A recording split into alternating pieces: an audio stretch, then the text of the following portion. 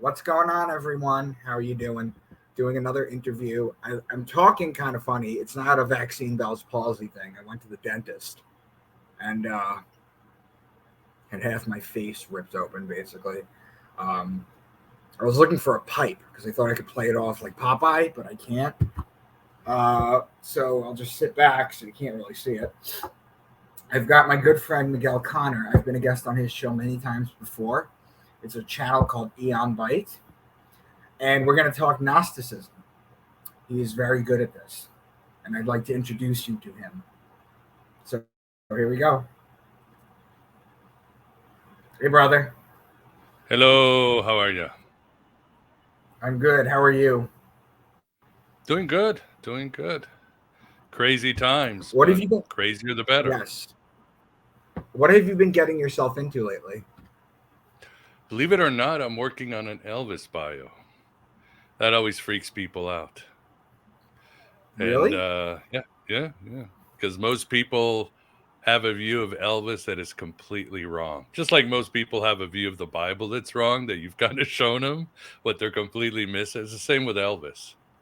And Oh, are you so talking about Elvis was, the fact that Priscilla that was wa- 14 and he was abusive and he had bad food habits and not even any of that kind of stuff? oh my God, that's nothing, man. Nothing. He was into the occult like nobody in the world. Not only that, he was a magician. He had Well, I UFO know that what they do a experiences. lot of the times when they have when they get their gold record, right? A lot of these people put spells on them in order to I forget why they do that, but they do these ceremonies, right? It's the same thing that happens at the Vatican when they create a new papal bull. They seal it, put a spell on it, and put it in the vault. It's the same thing. Whenever they do this, you'll actually even before they record a song, I'm assuming they usually have a ritual, right, in order to give praise to Satan or whatever. It's also silly, but do you want to share any of that? I didn't know you were doing that. Now I'm interested. No, no. He only got into the occult probably in the 60s. And once he got into it, he was off to the races. I mean, all the stuff that we Well, talk that's what about. happens for everybody. Yeah, I mean, all the stuff. Well, we're talking here early 60s. We're talking Elvis Presley. And he got into the whole, Chariots of the God, Book of Enoch, Aquarian Gospel of Jesus, the Gospel of Thomas, Manly P. Hall, Blavatsky, all the stuff that before the Crowley. 60s he was into. Yeah, he thought Crowley was part of the Brotherhood. He got into Yogananda long before the Beatles, and he was just so deep into the call it whatever you want to call it, esoteric, mystical. I mean, he still saw himself as a Christian, kind of a Gnostic Christian, the Christ within and all that. And then Right. he had these amazing abilities that everybody recorded them, from Priscilla to the Memphis Mafia to Friends. But for some reason, nobody wants to seem to face. He could heal people by touching them, whether it was broken legs, heart attacks, headaches. He could manipulate the weather. He could make bushes move and create force fields. He could astral travel, and it's all recorded. It's all by people close to Elvis. It's all in the major autobiography, or the biography, sorry. And somehow the world has completely missed it. So I'm putting this all together from all the dozens of biographies to show that Elvis was really, he was really a magician. He was probably the greatest magician of our time. He was one of us. Red pill before there was red pill. He didn't buy into the assassination of John F. Kennedy. He thought aliens had created humans. I mean, all the stuff. He was the original red pill kind of Oh guy, wow. conspiracy magician And that's kind the of guy, and he '60s believed in before the the stars. internet too.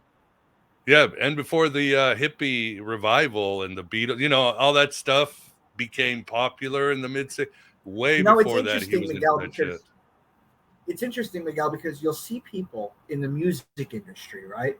And we could talk about MK Ultra. We could talk about Disney grooming the kids from a young age. Britney Spears, Justin Timberlake, the Duff sisters, Hannah Montana. I mean, Jesus Christ, it goes on forever. Um, what I tell people is this: I say, what you need to understand is that when these musicians, right, who have had if they're with Harley Pasternak or whatever. When these musicians get to a certain point where they feel like their life is out of control, they turn to religion, and then everyone seems to back off. And my theory on that, Miguel, is that the reason they back off religion, even though between what I teach and everything, they know at the very top that it's all bullshit, if you take it literally. But the reason they back off it is to give the illusion that there is something there. Mm-hmm. So I find it very interesting that when Elvis was going through his tumultuous times, he went the other way and took it to the occult. That you don't see very often. I mean, no, you do sometimes see it. You see it with the rapper B.O.B. He used to make a lot of posts about the occult. They shut him down real quick. You see it with Tila Tequila in MySpace. She went huge. Then she became a Christian because she ran the other way with it. You see it with, Paris Jackson, Michael Jackson's daughter. She was tweeting out pictures of Baphomet and what's the pentagram in the circle called? The sigil. What is that called? I don't know. She was tweeting all this stuff out. The sign of Venus? It's the pentacle? I think it's the pentacle. Okay. She was tweeting all this stuff out, and they stopped her. You know, so it's very interesting. These people, some people go to religion and then they're backed off, you know, and then some people just run to the occult. It's so crazy. Wow, that's a really cool way to. Yeah, but with Elvis, it was boredom. He was so bored because he had everything, and he felt empty and dissatisfied. So his hairdresser was into all this occult stuff, and he just started hanging out with him, Larry Geller, and it just opened a whole new world. Do you think they knew that when they cast Tom Hanks with everything that we know that Tom Hanks gets himself into? Do you think they did that on purpose? That's a good question. That's a rabbit hole. Because remember, Elvis appears in Forrest Gump. So there is that connection. Then Tom Hanks plays the Colonel. Oh, my God. That accent was hideous. I don't know why they cast him. But yeah, it is very interesting why they would do that. There's a lot in that movie that really, really makes it. For example, you're talking about MK Ultra. Elvis really did that. He was a natural magician. He had power since he was his family had some witch blood. They could see things. They're from an old family, and they had this weird mixture of Cherokee and Jewish blood and all this. And but they had sort of gift. They were also cursed. So he had. They try to show you some of that. They try to show you some of that in the Travolta movie Phenomenon, the moving of the pen, the manipulation. of energy. He could do that. Yeah, Elvis could do that too. But the idea, he could make women. He could literally go into a concert and just create like this Dionysus festival, complete control over people. And then you find out later on that the Beatles, that you see these footage of the women screaming and all that. That was all fake. It was part of the marketing plan because Elvis had done it for real. And, Elvis was kind of the blueprint of how to be a rock star. And it's interesting too that you mentioned that because acting and being in plays and theater as we know it. Everybody that watches this channel knows that I was a professional actor for a few years in high school and college. Had some bit parts and did a lot of student films and shit like that. Excuse me. Theater goes back to something from the Greeks called the Great City Dionysia, which is a play to Dionysus, where what they would do is they would give praise to the god Dionysus. And then what they would also do was they had little things of like stand-up comedy. They had little interludes that came into the theater. This is where theater started.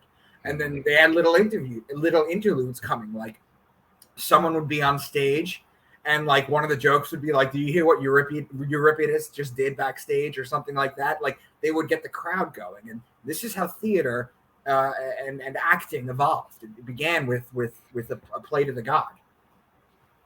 Yeah, so as Alan Moore said, magic is a technology that's akin to art. They're kind of the same thing. They're meant to create change consciousness and move people and often change reality. We all agree on the same reality. It's a new reality. That's why movies come from Hollywood. Yeah. Well, here's what they did. So the Greeks invented theater.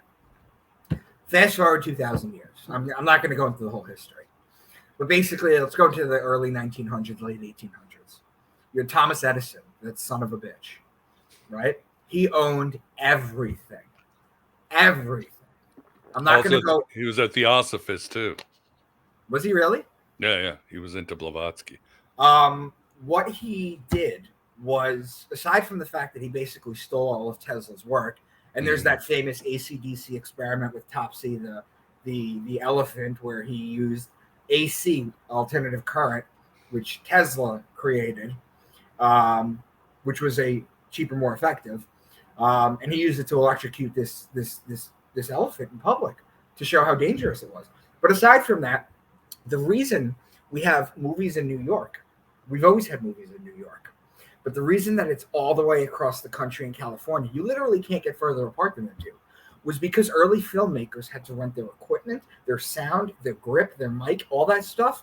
They had to rent it from Edison, and he was charging an exorbitant amount of time. So they went as far away from him as possible and created their own thing. What they did was develop a town called Hollywood. And the idea of Hollywood is basically this. In the ancient Celtic, and it's not really ancient, but in the Celtic Druidic system, they used to make spells, much like what you're talking about Elvis did. And what they would do was they would use the wand to cast the spell. The wand was made out of the wood of the holly tree. That's where you get Hollywood, because they're spellcasters still to this day. So that's basically what they did. Cool. But that's interesting. So let's get into Gnosticism, man. Why are Christians, why are religious people so scared of the texts that were left out of the Bible? First, can you define Gnosticism for everyone in the way that you teach it? Because I know that you kind of have your own little spin on it, which I really adore. Well, I don't know if it's spin. Trying to compress it, because it's like asking somebody what is Buddhism. Yeah, an hour does not do it justice. But fair enough. So you try to give somebody. I mean, we all know Christianity. That's an easy one. But I like this definition. It's a story of how God went crazy and became us. And a little bit more, because it really goes to the center of Gnostic thought. Other religions is like God, Shiva or Krishna wanted to know himself, and Right. emanated. In this one, it's more there was a glitch in God's brain, or he wanted to experience, or the ultimate consciousness wanted to experience everything, had to experience all the negative stuff, and there was a breakdown. But basically, I have like a four cornerstones. That one, we are trapped in a simulation. It's not a nice illusion. It is a simulation. It's a controlled environment. Much like, for people who are listening, kind of like the game The Sims. Yeah. It could be like a really supreme being, being like this giant avatar. It doesn't even need to be giant, because space and time and is on this dimension. It's ridiculous. It could be beyond this, and like when you get like an idea in your head, it could be the sim creator making you do something or taking something. It really brings into the whole thing. But let me let you finish with the other three. Yeah, I mean, we're in a simulation, or you can think of The Matrix, or you can think of The Truman Show, Westworld, something like that, one of those Gnostic films. And so we are in the simulation. Why? Because we house the essence of the supreme being, a shard of the infinity within us, because of some cosmic cataclysm that happened. Again, God went crazy.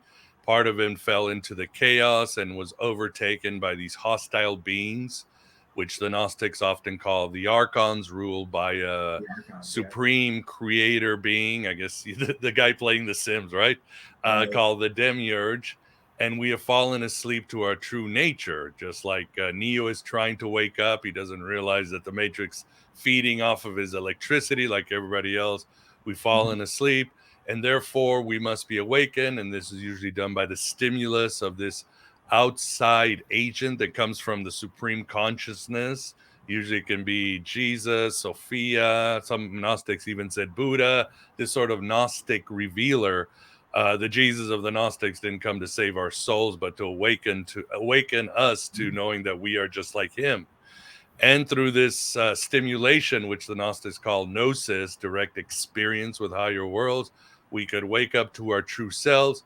and via these mysteries, rituals, and knowledge, we could realize that we are better than this construct and this again Westworld or Truman Show, and we could break out and help others break out. So So that's you're sort of a talking short about one. you're talking about ascension, is what you're initially talking about. Yeah, that would be And ascension rituals was very important the Gnostics came from a, as has been shown by scholarship, from a shamanistic background. They believe in these sort of ecstatic rituals where you would leave your body, travel up the different stars, go through stargates like Draco or Virgo, and Mhm. leave the universe and make contact with what they called this alien god. They were very sci-fi, and you could contact this alien guy and come back down, hopefully with some cheat codes or the walkthrough or Mhm. whatever new knowledge, and become an awakened human being, a god in the flesh, if you would. So yeah, ascension was very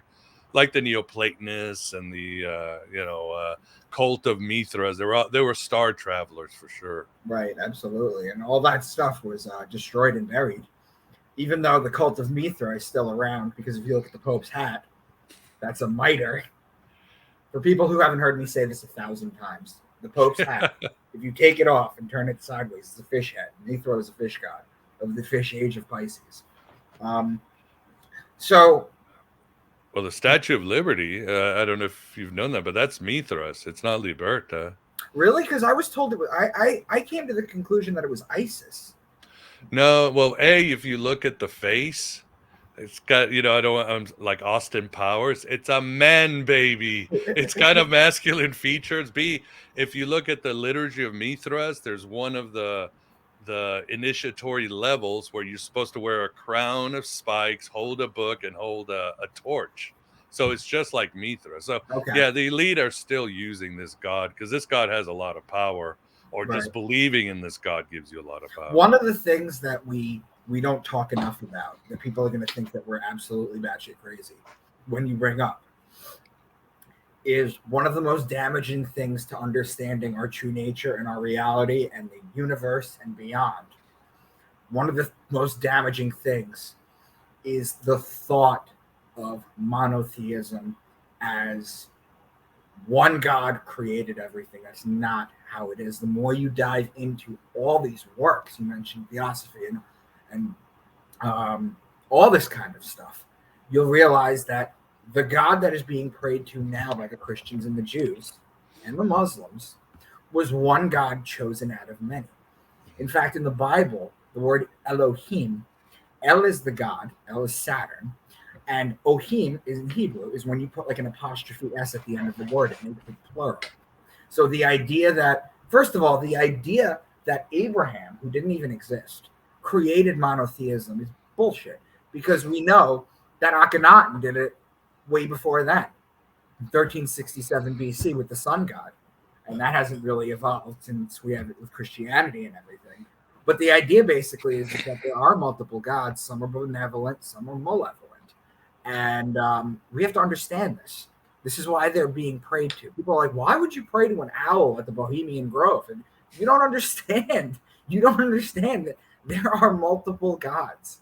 Okay. And you tell that to anyone on this planet, and they will freaking put you in a mental institution. Yeah, and these gods work, or the elite think the gods work. It's the old saying, millionaires don't do astrology, billionaires do Yeah, astrology, that's because JP Morgan. they know that there's this power out there for them to have, for they can rule supreme over other humans. And I guess they're looking for immortality, whatever the hell they're looking for. Right. It's That's the not idea. It's the moral. elixir of life, right? To find the Yeah. Yeah, to or find the the ultimate high of power, or once right. whatever it is, but they certainly have believe in these stargates and dark gods and all that stuff. So And it works. if someone were to come to you, Miguel, and say, I want to start getting into Gnosticism, I've read the Bible, I know that books were excluded, I know this, that, and the other thing. Would you send them directly to Enoch? What would be the first book that you would recommend? Oh boy, there's so many entry points. It Right. almost depends on the individual. I'll try to talk to them. If they're more into Christianity, I'd say, well, maybe start with the Gospel of Thomas. Right. If they're into movies, I'd say, well, watch The Matrix and Mhm. let me know your thoughts. If they're into books, I'd say read Philip K. Dick. If they're into psychology, I'd say read Carl Jung and come back to me, because there's really many entry points on how you want to do it. There's a lot of excellent introductory books. They can start with Gnosticism. So it's a hard question to answer. It's almost like, where do you start with Buddhism? Do you Well, go? where did you start? It was kind of a slow, gradual thing. I can't say. I think maybe Elaine Pagel's The Gnostic Gospels, because back then it was like the bestseller and everybody had a copy. And I read it, and it was okay, but at least I got some interest in the Nag Hammadi library. I think reading Philip K. Dick Vallis really was there's studying a religion or a philosophy, and then Mhm. there's that aha where suddenly it makes sense. It just clicks, Right. and you're like, this is the essence. So Guys, Philip K. Dick was Philip K. Dick is the one that wrote Minority Report too, by the way. yeah. And Total Recall, Blade Runner, I mean, so many others. Man in the High Castle, a whole bunch of. He's hugely influential today, and that's because he had so many Gnostic experiences about reality, the simulation, the archons, and he studied Gnosticism, and then his work has really influenced a whole generation of filmmakers and writers. So now if you wonder why simulation theory is both so fascinating with scientists and film and directors, is a lot of it is because of Philip K. Dick's influence, AI, robotics, all that stuff. I saw a meme that said the entire universe could be like on an aliens bookshelf school project that got like a C plus. Probably D minus, man. Yeah. The way we're heading. It could be. I mean, even I was reading Neil deGrasse Tyson, one of the most reductionist materialistic persons. He read the research, and he thinks there's a 50-50 chance we're in a simulation. Elon Musk puts it at 99%. So it's the old saying, if time travel were possible, it's already happening because somebody already figured it out. It's the Mhm. same way. If simulation's possible, there's some civilization right now that's in a simulation and doesn't know it. Right. So Could be us. is understanding you're in a simulation the way to break out of it, kind of like in the Matrix? That's one way to do it. I would say the Gnostics, it really goes down to self knowledge. They were really part of that Hellenistic mystical tradition of understanding who you are and who you are not, and going deep within yourself to deprogram yourself and find that inner God, that inner Christ, It's like that the God. famous saying, "Know thyself." That's it. They were obsessed with know thyself, because they said most of us are programmed. We're programmed. Our culture, our society, Mhm. our friends, our churches, and so what is the real us? That's really the basic question. And there Right. is something us, the Gnostics would say, that is so much better and has a purpose and a destiny, and is part of the restoration of the universe, the tikkun olam of the Kabbalah. And so they said, go within and you'll find the answers, and you'll be able to break Right. down the I mean, the simulation. holy texts tell you that. The Yeah, gospel all of of them. the Gospel of Thomas tells you that. In saying Jesus says seven, that. in Yeah. saying 77, split a piece of wood and I'm there, lift up a stone, you'll find me. That's the Hmm. Gospel of Thomas. They made a movie Stigmata that was based completely around the Gospel of Thomas. I'd say loosely. They read it, but Yeah, it was some weird plot about I don't know what demon or I mean, something. it was again, it's Hollywood, Yeah, but at yeah, the yeah. end It of was the very. day, it was I mean, at the time that that movie came out, the Gospel of Thomas was just discovered. Um, it's so interesting to hear that stuff because it's in everything. Everything tells you the kingdom of heaven, the kingdom of God is inside you, that you are part of the divine, you are part of the spark, um, and it's just crazy. So talk to me Yeah, about you read a lot Elvis's books. That when he underlines his books, he's always writing, "Know thyself, and you will know God." So right. he knew about the Nag Hammadi library and the I always Gospel of like to Thomas. share this information with people because I mean my guests that come on, I always tell them the same thing. Are you aware they've done studies on this that up to 50% of the world's population is operating without an inner monologue? Yeah, I've heard that too. But what does an inner operating without an inner monologue sound like? That's what they don't explain. Nothing. It's just empty. I had somebody that watches my channel. I'll forward it to you. If I should be able to forward it to you because I've said it to someone else before. They're one of these people that don't have an inner monologue, and they explain to me their day to day. Yeah, I have to hear an explanation of what it is since I can't get in their brains, and then I have to look at myself because yeah, we have metacognition. You know, when my dog eats, it's eat, eat, eat. There's no when I eat is I need to do this. This tastes well to me. You know what I mean? Right. There's a conversation, so I have to figure out is this person like my dog? Just eat, eat. Right, pretty much, yeah. There's no I or thou. So, talk to me about your thoughts on the Book of Enoch. First, explain why. First, explain. Actually, I'll do it. Enoch in the Bible, guys, was the first person. There's only a couple people that went to heaven that were alive. The first is Enoch. Enoch went to heaven. In the Bible, they actually it's at the part of the Bible in Genesis where they're talking about the lineage, and they're talking about this person was 900 years, begat this person, then died. When they get to Enoch, they say, and he was not, or he was for naught, and God took him. So he took him up. The second one is Elijah, and then the third one would be Jesus. So you have your Trinity right there. But Jesus died, though. You can't even count but him. he came back to life. That's the resurrection. In fact, you ask any Christian on the planet, their entire basis of their understanding of salvation and their basis of life, their belief in Jesus, hinges on the resurrection. Not the miracles, not the stuff. It's the resurrection. You have to believe in the dead for 3 days and then that he came back. That's the salvation. So Enoch was special. And then he goes up, and I'm not going to make you go into Metatron when he evolves, but if you could talk to me a little bit about the Gospel of Enoch, because I've done astrotheology on it, and I've made a video on it before. But if you could talk to me a little bit about your thoughts of the Book of Enoch. Well, yeah, you and I have done a show on Aeon Byte, so you've gone through the whole thing. I think it's spot on. It's obviously there was this genre called the apocalypse that happened in Jewish times because they were always getting their asses kicked by everybody, right? The Assyrians, the Babylonians, the Greeks, get no respect here. So there was this sort of, so it seemed God was failing. So there was this thrust to have visions about the universe to find solace and comfort. So you have these apocalypse where God not only reveals the plan of history, but he's like, look at heavens, look at everything, look at the history of the higher realms, and a lot of them came out like Daniel, the Gnostic Gospels are apocalypse, Revelations and apocalypse.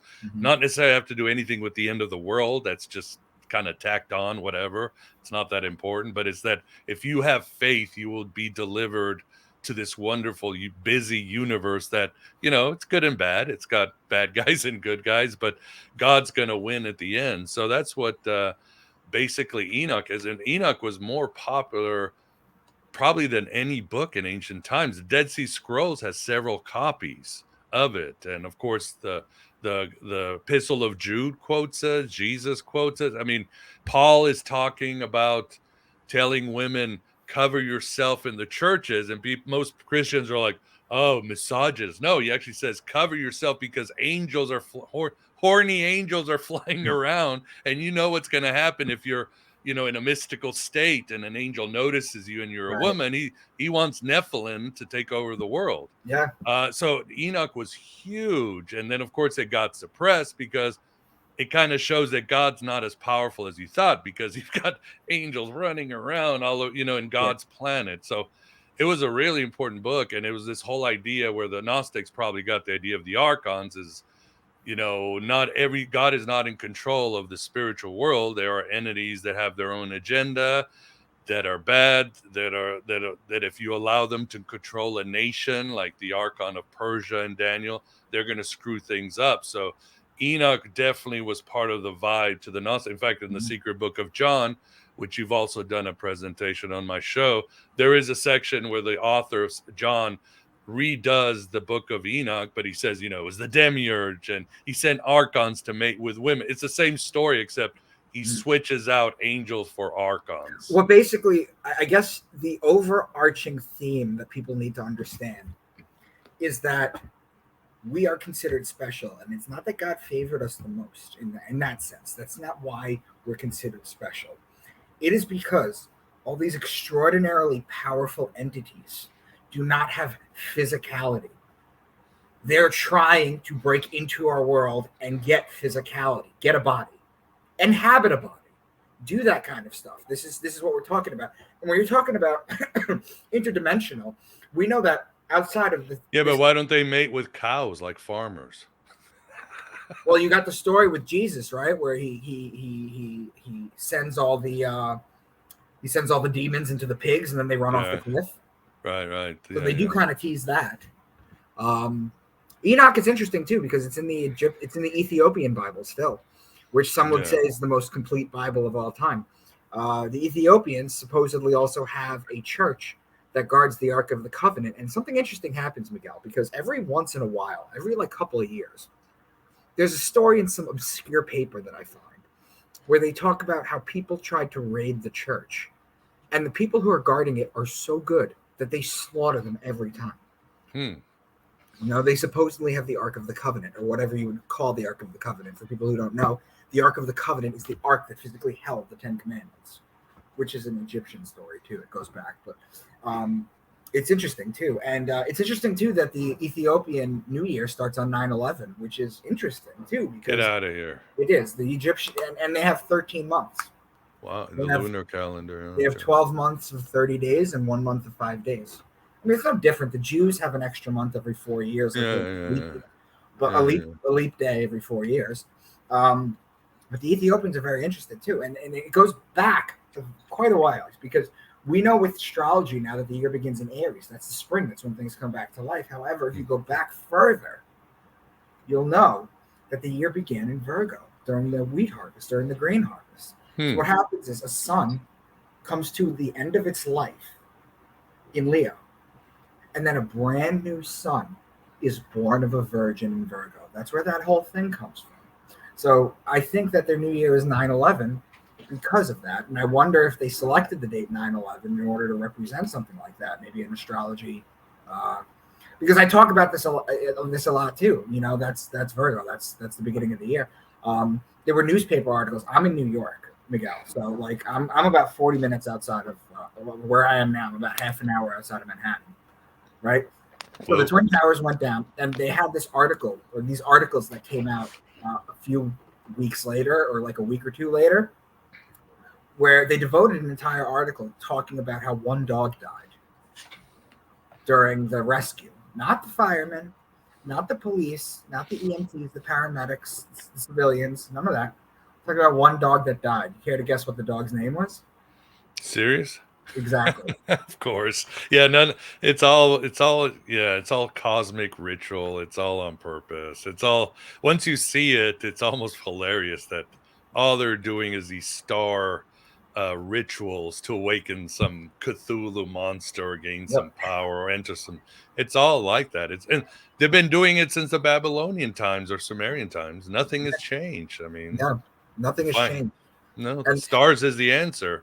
That's where the power is. So right, absolutely. So what other Gnostic texts can we talk about? Because you're right, I did those two on your channel. It's been about a year and a half, but I did those. Well, I mean, obviously the Gospel of Thomas is very popular because it's closer to the New Testament. So if you want to slowly red pill yourself, it's a good entry point if you're still kind of holding on to your old Christian ways. I like the Secret Book of John because it's so insanely fun and wacky. Gospel of Mary is good because it does show that one thing the Gnostics were, Mary Magdalene was one of their leaders. Yeah, one of the leaders. And of course, they had a thing about the divine feminine, which Christianity got rid of. They had Sophia and Barbelo and all these other figures. The Jews got rid of it. I just did a video on it today. Think about it. They got rid of Ashera. Yeah, because the Egyptians revered women. I was literally just talking about it today. The Egyptians revered women. All the statues that you see are the men standing and holding the woman who's right here like this. They were protecting them. The women were revered. The Jews come along and they make women the sin of the world. And it's been hell since then, since Adam and Eve. Yeah, I mean, some have said that the Gnostic Sophia is just a cipher for Ashira. Mhm. Margaret Barker, another scholar, said that the Gnostics are actually these secret Jews that held on to this ancient animistic, shamanistic Israel vibe. You know, Mhm. Solomon had all these gods and spirits, and whenever the Jews decided to roll the dice or go with Yahweh, that they secretly smuggled this underground, and it kind of pops up with Paul and Jesus and the Gnostic. You see this coming out, and the Gnostics just kind of coded it differently. There's a big divide in the Christian community, a big divide, whether you're pro Paul or anti Paul. Oh, you got to be pro Paul if you read him right. If you read him right, I mean, he talks about, if you take your Sunday school glasses off and you realize what he's talking about, you get rid of the pseudo Pauls and all those. He's talking about how this world is ruled by what? The rulers of this age. Greek for rulers is archons. He's talking about the powers and principalities, the god of this world. He's talking about the wisdom of the age of the. He's using all this Gnostic term termin term Terminology. yeah, to these Gnostic terms, and it's and he's talking about this sort of alien being called Jesus that's coming down from the stars. And Paul talks about going to the third heaven. He's doing an ascension ritual too.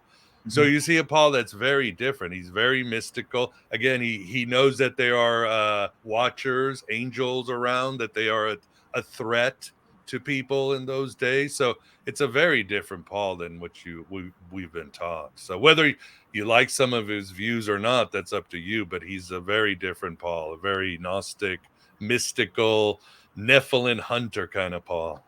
Mm. Can you explain what the demiurge is to people? I forgot to ask you that before. Yeah, the demiurge. And now in Plato's works, the demiurge, whenever there's the one, and then the universe, there's some chaos and leftover material. The Timaeus, Plato's the Timaeus. The demiurge emanates from the one, is basically the supreme being. He organizes the universe, kind of like in the Bible. Yahweh's not creating, he's more like he's organizing, and he creates this world. The Gnostics saw him as an evil figure because they saw him as tyrannical, and they often associated him with the God of the Old Testament. To the Gnostics, the God of the Old Testament or the Hebrew Bible was not the father of Jesus. They were two separate beings, and there were these demonic beings. So the demiurge How is could you this. not think so if you read the Old and the New Testament? It's Well, night that's and what day. they said 2,000 years ago. They were like, "What? God has to ask Adam, where are you in Genesis? What kind of dupe is he? What kind of Yeah. dork is he?" So they associated the head archon. They called him the demiurge. He was the tyrannical ruler of this universe, like the architect in the Matrix.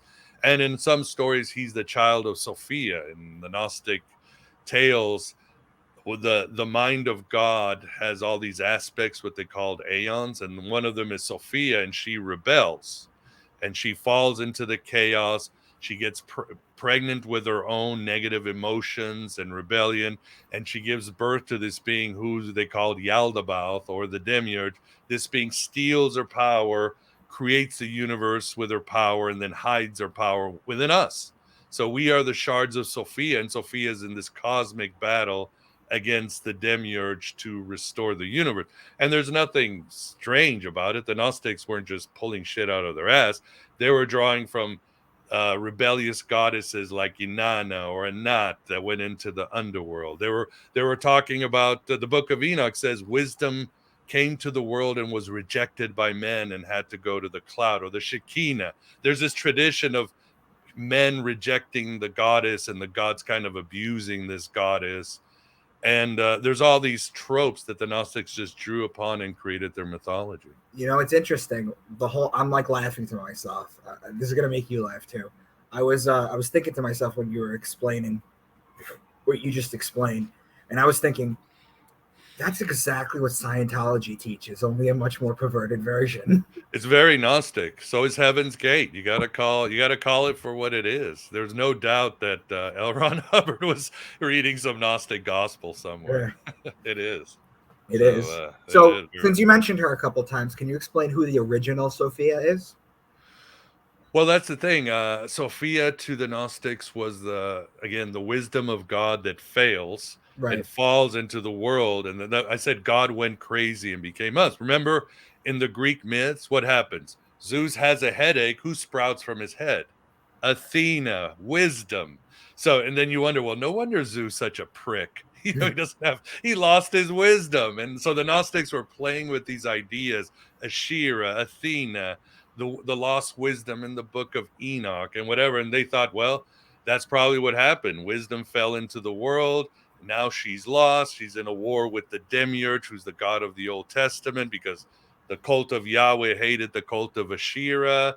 And they created these mythologies kind of masking this ancient animistic, shamanistic Hebrew tradition that was around in the world. So Sophia is basically all these things. So let me pose you a very difficult question just to get your thoughts. I'm obviously not looking for an answer. It is clear that wisdom has existed since the beginning of time. In fact, it is stupid of us as a society to think people before us were dumber than us, because that's not the case. More and more, things get hidden, things get broken, the Vatican evolved alone, but we're not even going to talk about that. My question is simply this. They took this wisdom and they hid it in parables and metaphors, so that, as Jesus says, throwing pearls to the swine, so that only those with eyes to see and ears to hear. But let me ask you a question.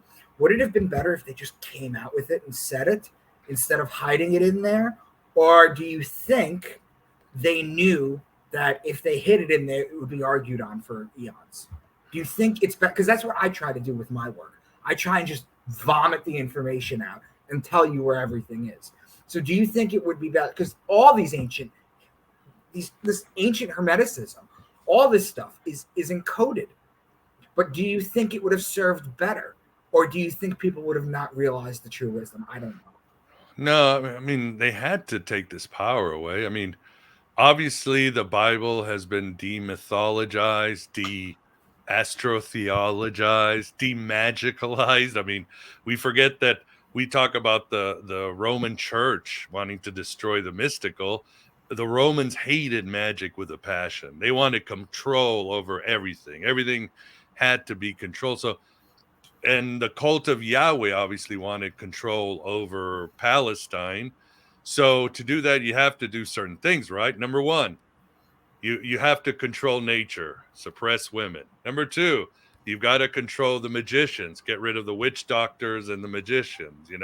Number three, we They're got to still doing control, that with like yeah, Dr. Sebi. the stars, like Dr. Sebi, right? They're still doing that. But yeah. anyway, go on. Yeah, don't let people look at the stars or experience the star. Only the elite can do that, because if you do that, they'll find power. I mean, your research has probably expanded your mind and your consciousness 1,000 times. So all these control systems have to be set in place so you can have control in a proper society. So, but I mean, sometimes, and it's all hidden there because sometimes you have to put it there because people just want it there. I mean, the Greek Orthodox Church still has a wisdom tradition, Hagia Sophia, and all that. And there is still a lot of ancient Gnostic gems in the Bible. Gospel of John, the letters of Paul, it's all there, but Book of Enoch is there. But again, it's almost like you've got to control, edit it, make sure that it's just palatable so that you can have a docile society of sheep.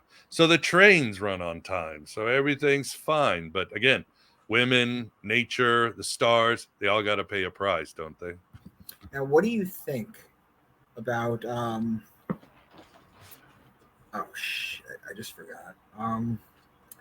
What was I gonna say?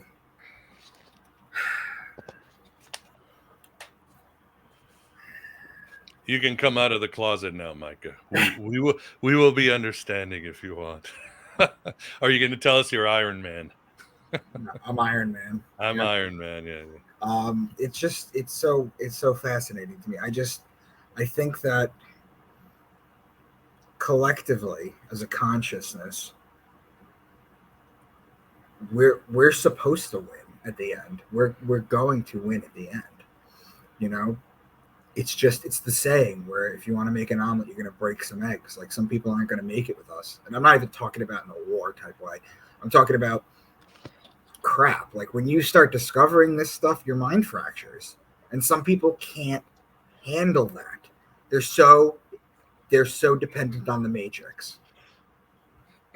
Yeah, just like in the movie. Yeah, it's like you don't even have to worry about wars anymore. You can just destroy the collective psyche of a population with some psyop or propaganda. So Right.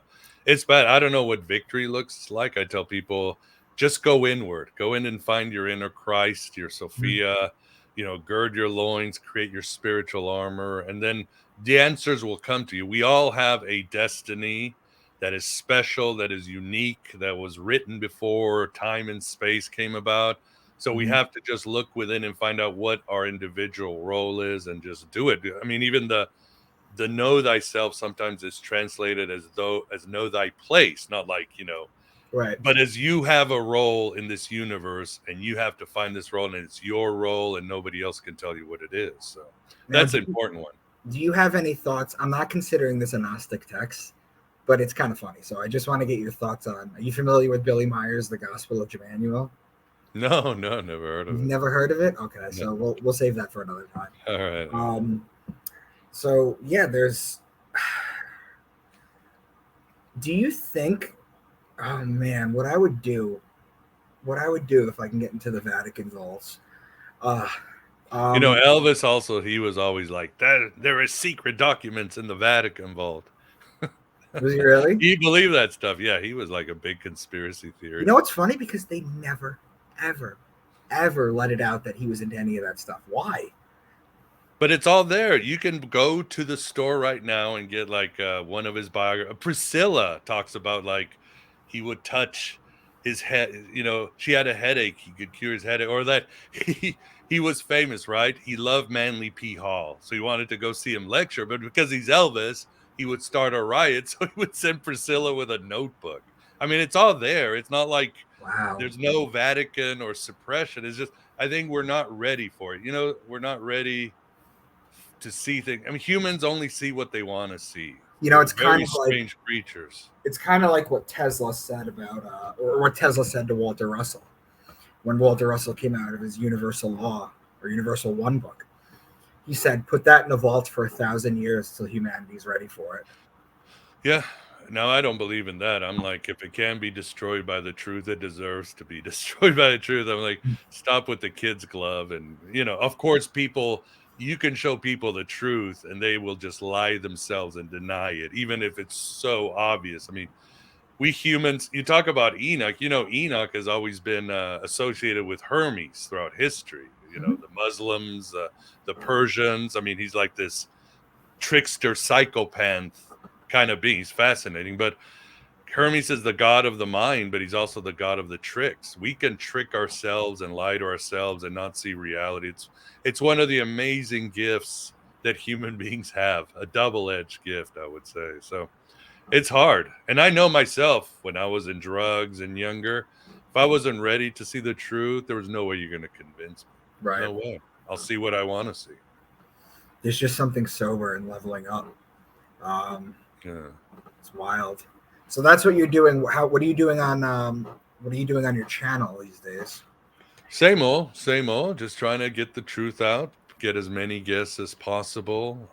Yeah, nothing has really changed. I mean, my views and traffic coincidentally, not coincidentally, really exploded around April of 2020 because I think a lot of people saw that we were indeed living in some sort of simulation and there was something completely wrong with the reality. So the show has been growing and I've been expanding on other things, trying to do some mental health shows too, because I think people don't realize that there is so many choices, whether any type of wellness modality or so many alternative forms of psychology. There's something there that will work for you. You don't have to go traditional with everything. So I've been doing a lot of different things. Yeah. Very cool. So yeah, so those are the Gnostic texts basically. They if you had to think of one reason, or maybe a few reasons, why they were removed Why do you think that would be? Or is each book different? No, they were removed. There were certainly similar themes, but the idea of inner knowing, the idea that you yourself can take a mystical voyage and make contact with God, the idea that you are the Gnostics are very much anarchists when you look at their texts. They believed in little lodges and never being part of one organization. The idea again of the goddess, the idea of connection with nature, regardless of how dangerous nature is. I mean, the Gnostics believed in nature, but they also talked about how evil she could be. I think all these ideas was just very dangerous if you want to have a civilization, a global religion, all the things that we have were an antithesis to what the Gnostics were. It's just too much.